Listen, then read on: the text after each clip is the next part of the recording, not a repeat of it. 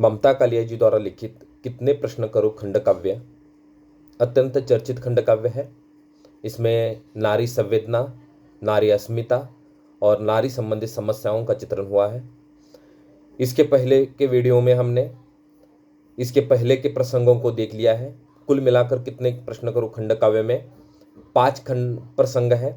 उसमें पहला प्रसंग आता है विवाह प्रसंग, उसके बाद अपहरण प्रसंग, उसके बाद अग्नि परीक्षा प्रसंग, उसके बाद निर्वासन प्रसंग और आज जो इस वीडियो में हम देखने वाले हैं पृथ्वी प्रवेश प्रसंग।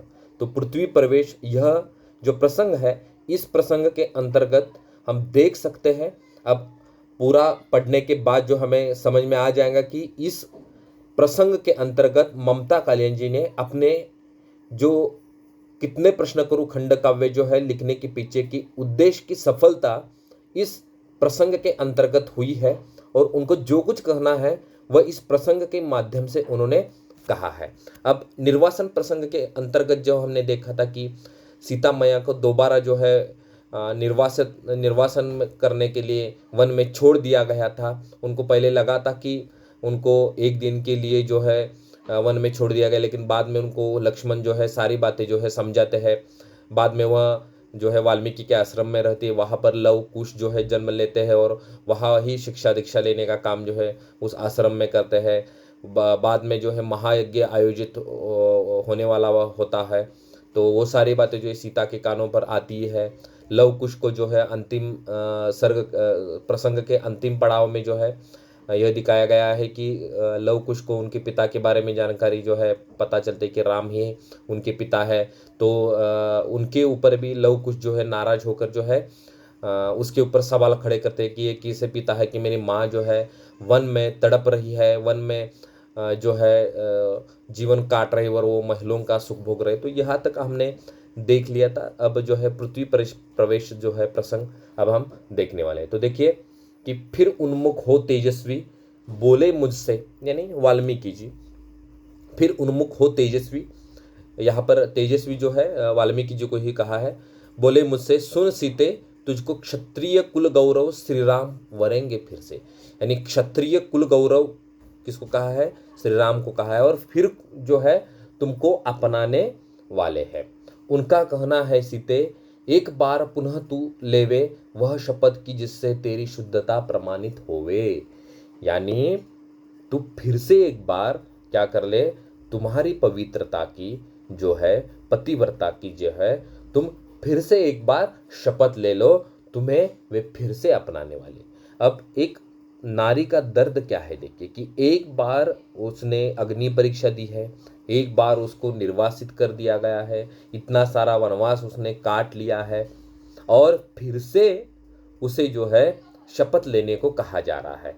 रामायण गान श्रवण से उनको यह ज्ञात हुआ है लव कुश उनके ही सुत है, वे उनके पूज्य पिता है। यानी लव कुश जो है उनके पुत्र है, ये उनको जो है ज्ञात जो है हुआ है। यानी रामायण का गान करने से उनको ये सारी बातें जो है या रामायण को सुनने से वो सारी बातें जो है उनको मालूम हो चुकी है कि लव कुश उनके पुत्र है। विस्तृत विचार चिंतन से ही यह निष्कर्ष मिला है उनका कलंक मिट जाए यदि पतिव्रता सीता है, यानी यदि पतिव्रता सीता है तो उनके ऊपर जो कलंक लगा हुआ है, यानी जो लोग बातें करते हैं वह भी मिट जाएगा।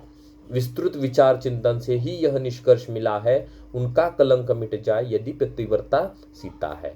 भेजे थे दूत उन्होंने वे अभी गए हैं मिलकर, यानी श्री राम ने क्या किया था कि दूत जो है भेज दिए थे, वो मिलकर जो है चले गए। मैंने सहमति दे दी है तत्पर तुझको लाने की, मैंने सहमति दी है तुझको लाने की तत्पर, यानी बिना सीता को पूछे यहाँ वाल्मीकि जी ने भी उसे क्या किया है, उसको लाने की जो है जिम्मेदारी जो है उठाई है। अब यहाँ पर हम देख सकते हैं कि हर बार जो है नारी को गृहित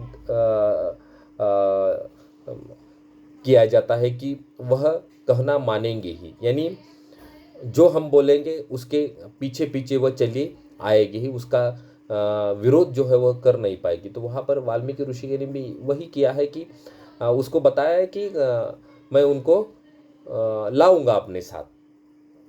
सारे जनपद गुरुचरण को आमंत्रित आज किया है, वे भी आश्वासन पाले अकलंक पवित्र सिया है।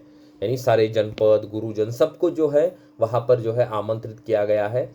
हर शब्द पिता सम मुनि का घनसा प्रहार करता था, यानी सीता को जो है बहुत दुख हो रहा था। यहाँ पर चित्रण क्या है, देखिए, घनसा प्रहार करता था, उनके शब्द जो है जैसे घन कोई ठोक रहा हो, इस तरह से उसको जो है दुख हो रहा था। युग युग झेली जो पीड़ा, उसका यह चरम शिखर था। यानी इतने युगों से मैं जो पीड़ा सहन कर रही थी, इतने दुखों को झेल रही थी और वह अकेले झेल रही थी, उसका यह चरम शिखर जो है देखकर जो है वह अत्यंत जो है उसको दर्द होने लगा था। नारी को क्या जीवन भर यूं ही पीड़ित होना है? अब यहाँ पर जो है कि केवल सीता की यह बात नहीं है, बहुत सारी स्त्रियों के जीवन में यह जो है दुख दर्द जो आता ही है, क्योंकि हमारी आज की नारी जो है हर एक स्त्री है। मैं एक बात बता देता हूँ कि आज की नारी एक सीता का ही रूप है, जिसको हर समय कलंकित होना पड़ता है, हर समय उसके चरित्र के ऊपर संशय जो है लिया जाता है। पुरुष कुछ भी कर ले, अब आगे है देखिए, नारी को क्या जीवन भर जो ही पीड़ित होना है, शंका से ऊपर नर है, नारी को ही रोना है। यानी शंका जो है, संशय जो है, वह पुरुष के ऊपर कभी भी नहीं लिया जाता है। वह सारी शंका, सारे जो प्रश्न जो है केवल और केवल स्त्री को ही पूछे जाते हैं। इसलिए कहा है कि नारी को क्या जीवन भर यूं ही पीड़ित होना है, शंका से ऊपर न रहे, नारी को ही रोना है। क्या मेरी अग्नि परीक्षा की पुनरावृत्ति चलेगी?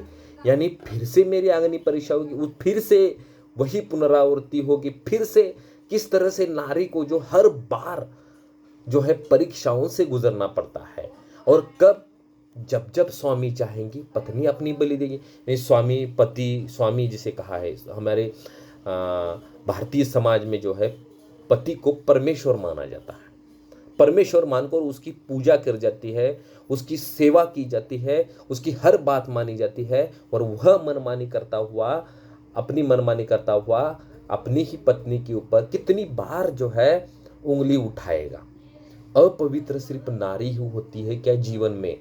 यानी अपवित्र जो है केवल नारी ही होती है। आज भी देखिए, समाज में कोई भी स्त्री और पुरुष कलंकित होने की जब भी बात आती है, तो कलंकित होने की बात केवल स्त्री से जोड़ी जाती है, पुरुष से जोड़ी नहीं जाती है। ठीक है, तो अपवित्र सिर्फ नारी होती है क्या जीवन में? क्या पुरुष पान कर आता पावनता का घुट्टी में? यानी पुरुष जो है पहले से ही पावनता का पान करके आता है, या पावनता का उसे कुछ वरदान मिला है? नारी ही शोधित होती है आही युगों युगों से, क्या निष्कलंक रहता नर चाहे गुजरो खतरों से? यानी कितने खतरे भी आ जाए, लेकिन पुरुष कभी कलंकित नहीं हो जाता, वह निष्कलंक होता है। कलंकित कौन होती है? केवल स्त्री होती है। इतने वर्षों संग रहकर भी क्या न राम पहचाने, मेरा चरित्र कैसा है या मेरा तन ही जाने। यानी इतने सालों तक मैं अपने पति के साथ, राम के साथ मैं इतने सालों से रह रही हूँ, लेकिन अभी तक उनको मेरे बारे में पता नहीं चल पाया है। ये मेरे लिए बहुत ही दुख की बात है। क्या उनका अपने जनपद पर यह अधिकार नहीं है? वे अपनी प्रज्ञा द्वारा कर दे जो सिद्ध है, सही है। यानी जो सिद्ध है, वो जो सही है, वह अपने जनपद को क्यों वो दिखाते नहीं है? या बार बार उनका ही मन विचलित होता है? यानी उनको लगता है क्या जनपद चर्चा कर रहा है, या उनके ही मन में कुछ मेरे बारे में, मेरे चरित्र के बारे में कुछ शंका जो है, कुशंकाएं जो है उनके मन में उठ रही है। स्मृति की भूल भलैया से निकल नहीं पाता है, अब और परीक्षा देनी मुझको स्वीकार नहीं है। यहाँ पर देखिए, यहाँ पर जो है नारी जो है पुरुष द्वारा बनाई गई श्रृंखलाओं का, शिकंजों का जो है विरोध करती हुई हमें नजर आती है। और अब और परीक्षा देनी मुझको स्वीकार नहीं है, जो अल्प आयु बाकी है आश्रम में ही कटनी है। यानी अब मुझे और परीक्षा देनी है, मैं नहीं जाऊंगी, मेरा जो बाकी जीवन है मैं यहाँ पर ही काटने वाली हूँ। अपने सबसे स्वर्णिम दिन मैंने अरण्य में काटे, यौवन के समारंभ से जाने काटे ही काटे। यानी यौवन काल से मैं काटों ही काटों भरे रास्तों पर चल रही हूँ। मेरे स्वर्णिम दिन, यानी मेरे सुखों के क्षणों को मैंने वनों में काट लिया है। ठीक है, यह क्या लोगों को समझ में नहीं आ रहा है? ये मेरे दो दो बेटे, दोनों मेरी लाठी है। मुझे अब किसी की जरूरत नहीं है, ये मेरे दोनों लाठी है। अब नहीं चाहती वैभव, जो मिला वही काफी है। जब किया मुझे निर्वासित, यह तक न बताया मुझको, यह भ्रमण नहीं अर्धांगिनी, त्यागा जाता है तुमको। यानी सीता की तो पहले अग्नि परीक्षा दे ली गई थी, लेकिन बाद में उसको जो है निर्वासित किया गया था, और निर्वासित करने की सूचना तक उसे नहीं दी गई थी। यानी उसको इतनी हद तक जाकर पुरुष जो है नारी को त्यागता है, उसको अधिकारों से जो है वंचित करता है। तो यहाँ पर ये बात ठोस रूप में ममता कालिजे ने जो है यहाँ पर बताई गई है। केवल परोक्ष प्रतिवेदन को सत्य मानकर रघुवर ने, परोक्ष माने दूसरों द्वारा कहने के अनुसार जो है उसको सत्य मानकर रघुवर ने मुझे त्यागा है। कर दिया त्याग तत्क्षण बिन जांच किए प्रियवर ने, यानी बिना जांच किए हुए प्रियवर ने, मेरे पति ने मुझे त्याग दिया है। ये बात अच्छी नहीं है, सही नहीं है। पिछले 12 वर्षों से मेरा प्रतिपल आश्रम में अनवरत परीक्षा क्रम था, साक्षी है वे मुनि बहने। यानी मेरी परीक्षा तो उस आश्रम में भी चल रही थी जहां पर मैं रह रही थी, और वहां पर सारी मुनि बहने उन बातों को जानती है। उस यज्ञ भूमि में जाकर मैं और परीक्षा दूंगी, तब भी क्या मिल जाएगा जिस पर गौरव कर लोगी? क्या मैं वहां पर जाऊंगी और वहां पर फिर से परीक्षा दूंगी, क्या मुझे फिर से गौरव प्राप्त होगा? तो नहीं होगा, मैं ये नहीं करने वाली हूं। यहाँ पर नारी जो है पुरुष व्यवस्था का विरोध करती हुई दिखा देते। संतप्त हो गए मुनिवर प्रतिक्रिया जानकर मेरी, बोले उदासी वाणी में कर इच्छा हो जो तेरी। यानी यहाँ पर जो है मुनिवर जो है बहुत गुस्सेले हो जाते हैं, और वह क्या कहते हैं कि जो तुझे करना है वह कर ले, पत्नी की गति है पति से। यानी ये है पुरुष प्रधान समाज व्यवस्था कि पत्नी की गति कहाँ से है? पति से है। यानी पत्नी का अस्तित्व पति से है, पति से ही गौरव। उसका जो अवसर मुझे मिला है वह भाग्योदय है बिरलों का। यानी यह भाग्य जो है केवल कुछ ही लोगों को मिलता है। जो किया राम ने वह सब अपने हित हेतु नहीं था, जनपद से इतर कभी सुख उनको अनुकूल नहीं था। यानी उन्होंने, अब मुनिवर क्या कह रहे हैं, देखिए कि उन्होंने जो कुछ किया है वो किसके लिए किया है? कि ये अपनी प्रजा के लिए किया है, उन्होंने अपने सुख के लिए नहीं किया है। तुझको देकर निर्वासन रघुवर ने सिद्ध किया, यह राजा का और प्रजा का संबंध अटूट और अमर है। यानी तुझको निर्वासित करके राजा रघुवर ने, राजा राम ने यह सिद्ध किया है कि राजा और प्रजा का अटूट संबंध होता है। प्रजा जो चाहेगी वही उस राज्य में होगा। यह सिद्ध किसने किया है? तो यह सिद्ध राम ने किया है। ऐसा जो है कौन समझा रहा है? मुनिवर यानी वाल्मीकि जो है माता सीता को जो है समझा रहे। लोकापवाद का भय तज, तुझको वे रख भी लेते तो तेरी मान प्रतिष्ठा की क्या रक्षा कर लेते। यानी तुझको रख भी लेते तो क्या तुम्हारी मान मर्यादा का वह रक्षण कर पाते? निज सुख सर्वोच्च नहीं है, कर्तव्य प्रेम से ऊपर, तू स्वयं महाविदुषी है, क्या समझाते फिर रघुवर। यानी केवल खुद के सुखों को देखना ये बात अच्छी नहीं है। कर्तव्य क्या है? प्रेम से ऊपर है।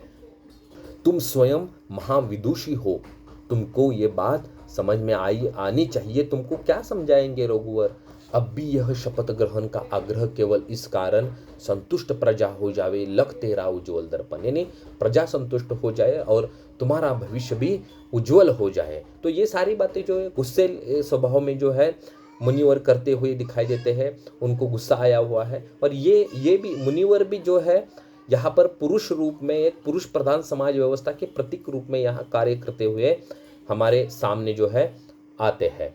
मैं वचनबद्ध हूँ सीते, प्रातः उठ चल देना है। मैं वचनबद्ध हूँ, सुबह उठकर चल देना है। श्री राम तुम्हारे पति है, आज्ञा पालन करना है। उसका आज्ञा पालन, देखिए कुछ भी हो जाए, पति की आज्ञा पालन करना पत्नी का धर्म माना जाता है। तो यहाँ पर जो है ममता कालिया जी जो है पुरुष प्रधान समाज व्यवस्था को, इस भारतीय समाज व्यवस्था को, दकियानुसी समाज व्यवस्था को जो है प्रश्न करती हुई, इसलिए इस खंड काव्य का नामकरण भी कितने प्रश्न कुरु है। यह कहते कहते मुनिवर बाहर निकले कुटिया से। मैं बैठी रह गई, आई जड़ संज्ञा शून्य अभी से। वह रात बड़ी लंबी थी, निर्णय बड़ा कठिन था। इस ओर अहम था मेरा, उस ओर प्रश्न जनपद का, यानी उस ओर जनपद का प्रश्न था और इस ओर मेरा अहम था। यूं तो सारी घड़ियां ही काटी आंखों आंखों में, जब लगी आंख में जागी लख स्वामी को सपने में।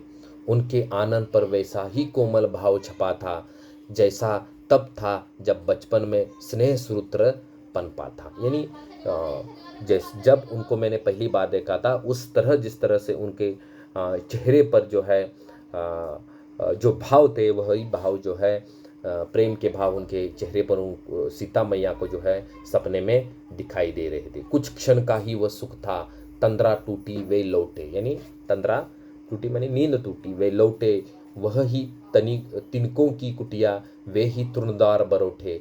खग मुर्ग कर उठे उपक्रम, अपनी दैनिक ध्वनि गति का। दिन उगता शीघ्र विजन में, उतनी जल्दी दिन ढलता। निर्णय से पूर्व घड़ी वह चलने की आई जल्दी। मुनि श्रेष्ठ पुकार रहे थे, मैं अवश्य भाव से चल दी। यानी मुनि श्रेष्ठ ने जो बताई थी उसकी आज्ञा का पालन करते हुए अब सीता मैया चलने को तैयार हो उठी। आश्रम की मेरी सखिया तब पौधे सींच रही थी, मन आर्द्र हुआ उनको लख पृथ्वी पर खींच रही थी। यानी उसको जो है उन सखियों को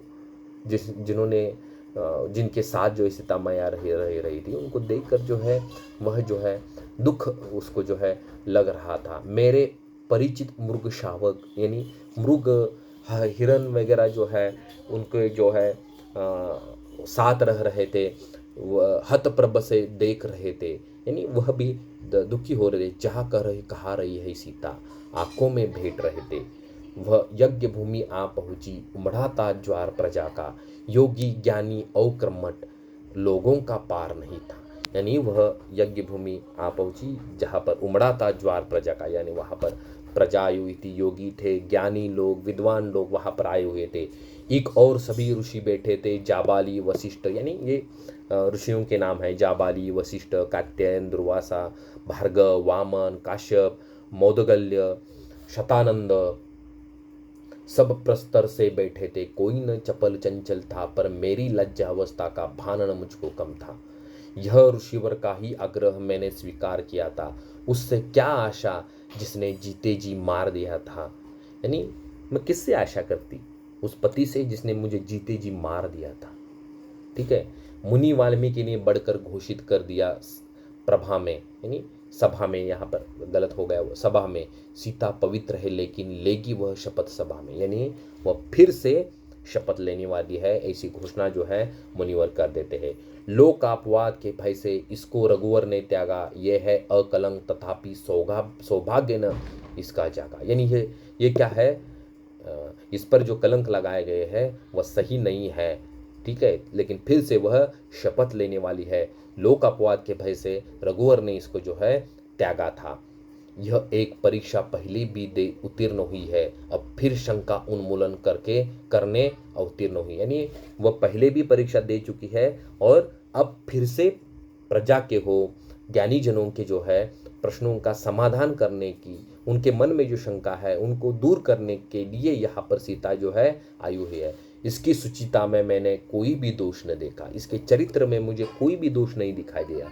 मेरी पालित पुत्री यह जाने क्या इसका लेखा, यानी इसके ऊपर उंगली उठाना जो है मुझे अच्छा नहीं लगता है और इसके चरित्र में मुझे कोई भी दोष दिखाई नहीं देता। असहाय अकेली कातर मुझको यह प्राप्त हुई थी, झरने के पास पड़ी थी, रो आके सूझ गई थी। यानी यह रोती हुई चिल्लाती हुई जो है असहाय जो है अकेली मुझे जो है वन में मिली हुई थी। सब सोच समझ कर मैंने इसको आश्रय दे डाला, इसने अपने तपश्रम से वन को उपवन कर डाला। यानी पूरे वन को इसने उपवन कर डाला था, उसके तप के कारण जो है पूरा वन जो है उपवन में जो है तब्दील हो चुका था।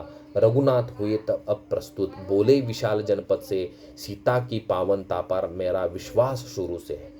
यानी सीता की पवित्रता पर मेरा शुरू से ही विश्वास है, लेकिन जब तक अनुमोदन मेरी जनता न करेगी, सूची होकर भी यह सीता निर्वासित ही भटकेगी। यानी जब तक मेरी जनता, मेरी प्रजा, मेरा जनपद जब तक यह स्वीकार उसको नहीं करेगा, तब तक वह भटकती रहेगी। अब शपथ ग्रहण करने की मेरी भी बारी आई, मुख और दृष्टि नीची कर मैं बोल उठी रघुराई। मैं नहीं जानती कोई मन वचन कर्म चिंतन से, तुमको ही जाना मैंने बालापन के आगमन से। यानी तुमको ही मैंने जाना है, मैं किसी मन वचन कर्म को नहीं जानती हूँ। मेरा मन मनीषा उज्ज्वल, तन मेरा कलुषित रही है। यानी मेरा मन कैसा है, मनीषा उज्ज्वल है, तन मेरा कलुषित रहित है, उसमें अपवित्रता का तनिक भी कोई दाग नहीं है। मेरे चेतन अवचेतन में राम नाम अंकित है। यानी मेरे रोम रोम में कौन बसे हुए हैं, राम नाम बसा हुआ है। मेरे अंदर राम बसे हुए, मेरे पति बसे हुए। यदि मैं सच बोल रही हूँ तो हे धरती माँ फटकर मुझको आश्रय दे दो तुम, विश्राम मिले अब चलकर। यानी हे धरती माँ, यदि मैं सच बोल रही हूँ, मेरी बातों में यदि सच्चाई है, तो मुझे, हे धरती माँ, तुम मुझे अपने में समा लो। धरती भी तो नारी थी, फिर माँ भी थी वह मेरी, दो टुक हुई यह सुनकर गाथा पीड़ा की मेरी। यानी माँ जो है, वह धरती माँ जो है, वह भी जो है दुखी हो गई सीता की पीड़ा को देखकर। सच कहूँ बड़ा शीतल था पृथ्वी माँ का आलिंगन, सारे दुख भूल गई मैं पाकर मैके का आंगन। यानी जिस तरह से कोई स्त्री जो है अपने मैके के घर में जाकर जो है सुखी हो जाती है, उसको सुख मिलता है, उसी तरह जो है पृथ्वी में समाने के बाद जो है उसी तरह का सुख जो है सीता को मिला था। यानी यहाँ पर जो है सीता ने पृथ्वी में प्रवेश कर लिया है। हर नारी को प्रिय होता माँ का गृह द्वार झरोका, मेरी वह क्रूर नीति थी जिसने अब तक था रोका। यानी मेरी क्रूर नीति ने ही मुझे रोक लिया था, यही मेरा घर है। पति गृह से सीधी पहुंची अनजाने वन प्रांतर में, संक्षिप्त स्वाद ले सुख का वापस फिर निर्वासन में। यानी मुझे जीवन में ज़्यादा सुख तो नहीं मिला, पति गृह से सीधे पहुंच गई अनजाने वन प्रांतर में, संक्षिप्त स्वाद, यानी वहाँ पर थोड़े से दिन रहने के बाद जो है फिर से मुझे निर्वासित कर दिया गया। वर्षों था कष्ट उठाया, वर्षों पताड़ना भोगी, सहते हैं जो इतना दुख, होते होंगे वे योगी। यानी इतना जो सहन कर लेते हैं वे योगी ही होते होंगे। अब मेरी सहन शक्ति का अंतिम क्षण आ पहुंचा, निर्वासित पहले ही थी, अब ग्लानि भाव भी आ पहुंचा। अब मैं पहले से तो निर्वासित थी ही, लेकिन मेरे में भी मन में अब ग्लानि पहुंच आई है, आग आ चुकी है। अब मैं यहाँ पर पल भर भी नहीं रहना चाहते, और सीता मैया जो है पृथ्वी में समा चुकी है। उस भरी सभा में फिर से क्या होती मैं पुनः परीक्षित, क्या करती रानी बनकर जब रही युगों तक पीड़। अब रानी बनकर मैं क्या करूंगी। अब सीता यहाँ पर यह सवाल उठा दिए कि मैं रानी बनकर क्या करूंगी। इतने सारे युगों तक मैं प्रताड़ना सहती रही, दुखों का सामना करती रही, किसी ने मेरी तरफ देखा भी नहीं, और मेरी दुखों के बारे में किसने सोचा भी नहीं है। इतने मैं युगों युगों से सारे दुख प्रताड़ना जो है झेली हुई है, और अब मैं रानी बनकर क्या करूंगी। कुछ प्रश्न मेरे मानस में भी रह रह कर उठते थे, उत्तर की अनुपस्थिति में दाबे न कहीं दबते। यानी सीता के मन में जो है इस व्यवस्था के खिलाफ जो है बहुत सारे प्रश्न जो है उठ रहे थे। ये तुमसे थे संबोधित, तुम ही इनका कारण थे। यानी ये प्रश्न तुम्हारे लिए थे। यानी ये एक नारी पुरुष को एक सवाल प्रश्न करे कि ये प्रश्न सारे हे पुरुष तुम्हारे लिए है, कि सीता एक प्रतीक रूप में है। सीता का चरित्र चित्रण दिखाना इस खंड काव्य का उद्देश्य नहीं है, या सीता की तकलीफों का जानकारी देना यहाँ पर ममता कालिया जी का उद्देश्य नहीं है। ठीक है, तो ये तुमसे थे संबोधित, तुम ही इनका कारण थे, कैसे पाती में उत्तर, सर्वत्र घिरे चारण थे। यानी मैं क्या उत्तर पाती, ये सभी लोग जो तुम्हारे पास थे, तुम्हारे आश्रय में रहने वाले, तुम्हारे ही चारणों में पड़े रहने वाले थे। वह दीर्घ अनिश्चित समय तुम्हें क्यों उजला छोड़ गया था, मैं ही ऐसा दर्पण थी जिसको वह तोड़ गया था। क्या तुमने पुत्रों के प्रति अपना कर्तव्य निभाया, या सिर्फ प्रजा पालन में था नीच का ध्यान लगा। यानी पुत्रों के प्रति पिता का जितना माता का कर्तव्य होता है, देखिए उतना किसी भी पिता का होता है। आज भी हम देखते हैं कि पुत्रों को या अपने बेटों को उनका पालन पोषण करने का काम केवल एक स्त्री का माना जाता है, उसके ऊपर संस्कार करने का काम भी एक स्त्री का माना जाता है, ठीक है। और लेकिन बाद में नाम लगाया जाता है, उस बाप का नाम लगाया जाता है, ठीक है। तो यहाँ पर उसी पर सवाल उठाए कि क्या तुमने पुत्रों के प्रति अपना कर्तव्य निभाया या सिर्फ प्रजा पालन में था निज का ध्यान लगा? क्या मर्यादा पुरुषोत्तम पति पिता नहीं होते हैं? कहते हैं हित जनपद का अपने प्रियजन खोते हैं, यानी हित जनपद का कहते हैं और अपनों को ही खो लेते हैं। उनके कुछ काम नहीं है कि केवल प्रजा की रक्षा ही उनका काम है, प्रजा की रक्षा तो उनका काम है, लेकिन वो क्या पति नहीं है, एक पिता नहीं है? यदि यह है धर्म बृहत्तर अपने कुटुंब से ऊपर, तो पालन करो इसी का जातु में अब रघुवर। यानी वो क्या कह रही है कि मैं अब जाती हूँ, यही तुम्हारा कर्तव्य है, यदि यही तुम्हारा कर्तव्य है तो मैं अब जाती हूँ रघुवर। माँ के गृह में कम से कम यह आश्वासन तो होगा, सम्मानित रह पाऊंगी, संशय का दंश न होगा। यानी मैं माँ के घर में जब चले जाऊंगी तो वहाँ पर संशय जो है मेरे ऊपर कोई उंगली उठाने वाला तो वहाँ पर नहीं होगा। मैं जन्मी थी पृथ्वी से, पृथ्वी में जाती हूँ अब, लो हुई कालगति पूरी, लव कुश का भार्ग हो। यानी मैं जन्मी थी पृथ्वी से, मैं अब पृथ्वी में समा जाती हूँ और हुई मेरी कालगति पूरी। अब जो है अपने पुत्रों का भार तुम वहन कर लो, इन पुत्रों को तुम अपना लो, मैं अब जातु हूँ। यानी वो यहाँ पर जो है पुरुष प्रधान समाज व्यवस्था के खिलाफ जो है सीता जो है आवाज़ उठाती हुई यहाँ पर हमें दिखाई देती है। तो यहाँ पर पृथ्वी प्रवेश प्रसंग के अंतर्गत जो है ममता कालिया जी ने पुरुष को या इस भारतीय समाज को जो है अनेक प्रश्न किए हुए जिनका उत्तर आज भी हमारे पास नहीं है कि किस तरह से नारी को अपमानित, प्रताड़ित, पीड़ित किया जाता है, उसको उसके अधिकारों से किस तरह से वंचित रखा जाता है, किस तरह से उसके चरित्र पर उंगली उठाई जाती है। ये सारा बातें जो है या ये सारी बातें जो है आपको इस प्रसंग के अंतर्गत देखने को मिलती है। तो आज के लिए इतना ही काफ़ी है। अब यहाँ पर रुकेंगे। यदि आपको कोई शंका हो तो हमें जो है मैसेज जो है आप कर सकते हैं। धन्यवाद।